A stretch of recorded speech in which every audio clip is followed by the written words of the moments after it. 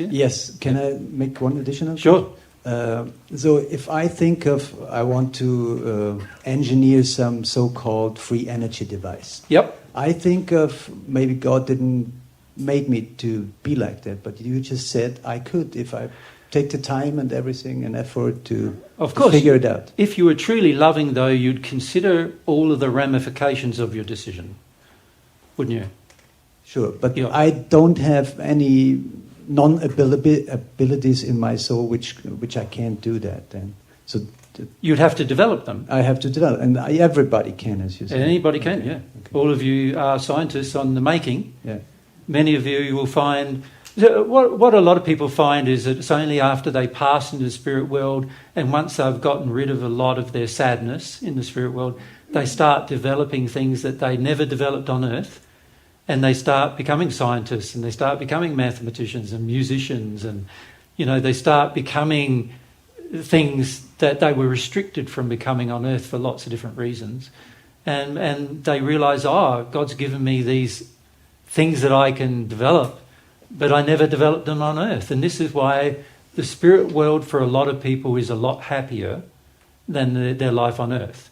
Because on earth, you think about it, the majority of us have been severely repressed in our childhood experience.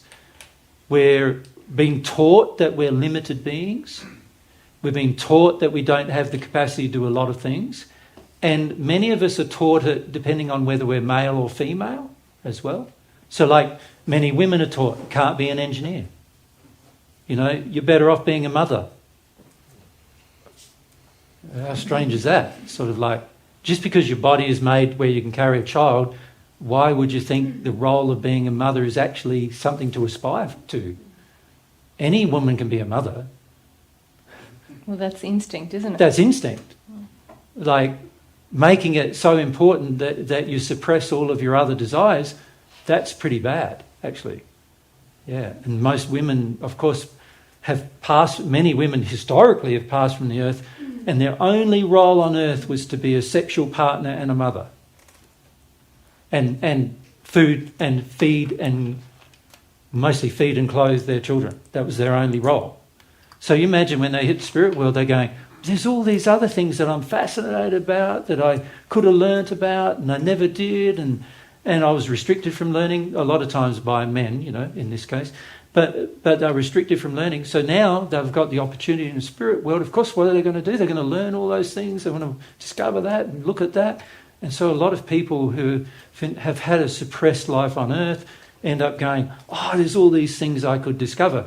But it often takes them many hundreds of years to get to that point, which is sad, because they've had a suppressed life on earth.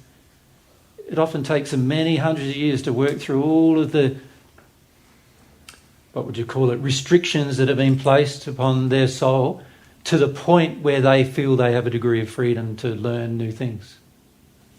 So I guess my question was then, did God make archetypes of souls, actually? No. God made individuals.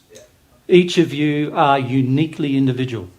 That's why I called the process of incarnating individualization.